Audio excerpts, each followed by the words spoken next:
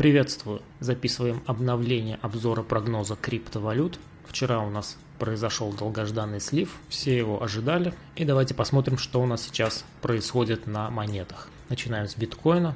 По биткоину у нас было два варианта: либо это вот такая коррекция, и мы идем наверх, либо это всего лишь волна А. И из того, что сейчас видно, можно сделать вывод, что это больше похоже на волну А. То есть нас еще ожидает отскок и еще одно снижение в волне С. Закончилась ли волна А? Пока нет. Здесь неплохие откупные свечи, то есть поглощение свечи 4-часовой пока идет. Вернее, уже закончилось, и сейчас формируется следующее. Но заходного импульса, который я всегда жду, его пока не наблюдается. Просматривается здесь структура пятиволновая, как 1, 2, 3, 4, 5. И вполне вероятно, она еще не завершена, пятая волна. Если здесь был треугольник А, Б, С, Д, Е, то она завершилась. Четвертая волна вот здесь. И пятая волна также должна состоять из 5 подволн. Раз, два, три, 4, 5. То есть ожидается еще одно снижение вниз. На больших таймфреймах, на 4 часах, как я смотрю, нужно увидеть по факту разворот. Его здесь нет. Еще раз повторю, что, думаю, движение будет вот таким. И потом уже наверх. На данный момент можно сделать расчет на зону, где будет, по всей вероятности, волна Б. Если движение вниз не продлится и разворот случится с текущих уровней, то вот она, расчетная зона волны Б. Если же мы обновим лой, то нужно будет пересчитывать расчетную зону, и она и будет немного пониже. Вообще, конечно, мы стремимся вот в эту проторговочку вернуться, вот сюда, на данный уровень. Поэтому и ожидается еще одно снижение, чтобы расчетная зона была также на данных ценовых уровнях. Посмотрим еще несколько монет. Эфириум. Здесь прошлый прогноз у нас также отыграл. Успели сходить в лонг и достигли предыдущих пиков. Все нормально. Расчетной зоны не достигли, но поэтому я и обозначаю: первая зона, куда мы должны прийти, это предыдущие пики. Отсюда мы и развернулись. Это у нас зона. Коррекция уже прошла. Что стоит по эфириуму ожидать сейчас? Ну, естественно, по эфириуму у нас также прошло снижение вниз, и разворота пока нет. Движение импульсное, поэтому здесь также с большей вероятностью пройдет коррекция наверх, после чего будет коррекция вниз. Сейчас у нас происходит отскок от вчерашнего импульсного снижения. Вот она зона, куда мы можем прийти в данном отскоке, после чего вполне вероятно продолжим поход вниз. Также в приоритете теперь движение вниз, после того, как мы достигли всех отмеченных зон. Посмотрим Ripple. По Ripple мы продолжаем двигаться в рамках прогноза. Также отскока пока нет. Также у нас в приоритете снижение.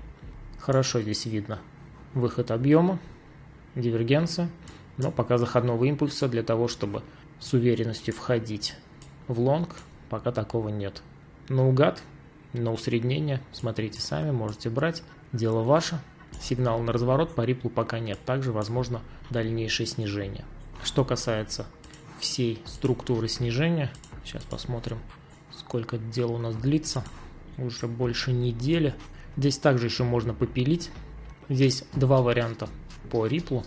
Один из них это А, здесь треугольник в волне Б, и сейчас мы развиваем волну С, после чего разворот наверх. И второй вариант, что это всего лишь волна А, потом волна Б и волна С. Давайте просчитаем оба варианта, вот эту зону удалим, чтобы не мешалось. Если мы завершили волну А, то отскок в волне Б у нас на данных уровнях совпадает с уровнем сопротивления. И если же у нас здесь вообще завершилась вся коррекция, то ждем заходной, это будет являться волной 1, и дальше уже будем смотреть по движению. И первый у нее пункт, так сказать, назначение, это предыдущие пики вот здесь. Если это будет не волна Б, а уже импульс. По Ripple также стоит смотреть на движение, искать признаки разворота.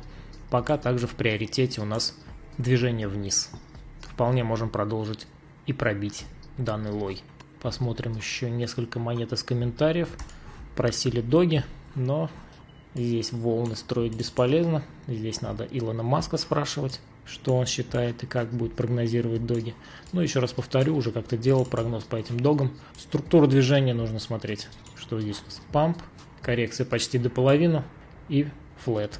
Флэт у нас сколько продолжается? Вот здесь у нас он был 24 дня, и здесь у нас он был с последнего пика до пампа 62 дня, то есть в 2 раза больше. И что здесь стоит ожидать? Здесь также уже и диверы, снижение объемов.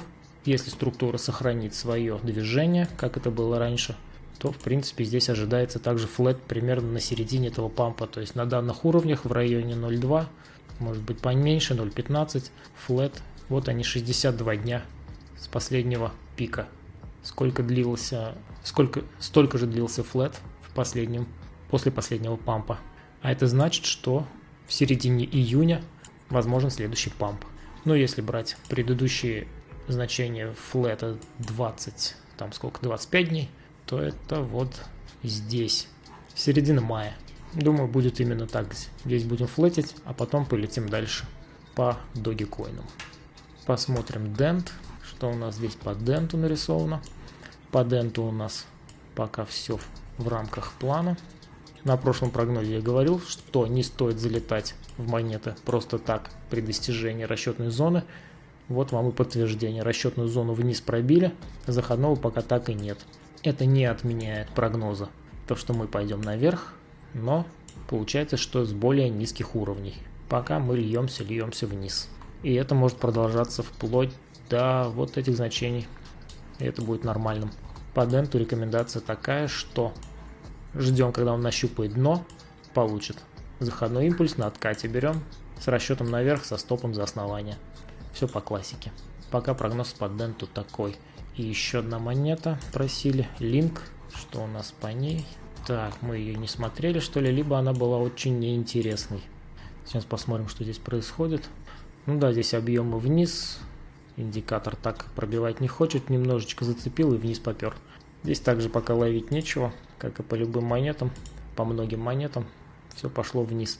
Здесь также идет вниз. Пока наблюдается, конечно, структура трехволновая, что дает надежду пойти наверх. На что здесь стоит обратить внимание? Рост объемов – это хорошо. Трехволновая коррекция – это хорошо. Индикатор у нас также идет наверх. Но, думаю, по линку продолжим движение, но когда устаканится рынок и движение продолжится. Откупные тени здесь, поглощение.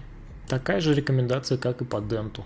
Я бы дожидался нормального разворота, заходного импульса пятиволнового, стоп за основание. Здесь берем с расчетом наверх. Наверх, первая зона, куда мы идем наверх, как всегда предыдущие пики. При их достижении нужно будет уже смотреть за движением, на реакцию цены на данный уровень. Дальше уже будет видно. Пока здесь также вне позиции, здесь точки входа нет. По всему рынку, в принципе, такое. Поэтому стоит пока подождать.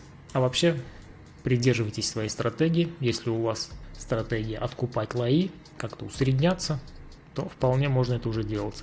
Думаю, что дно еще раз обновим.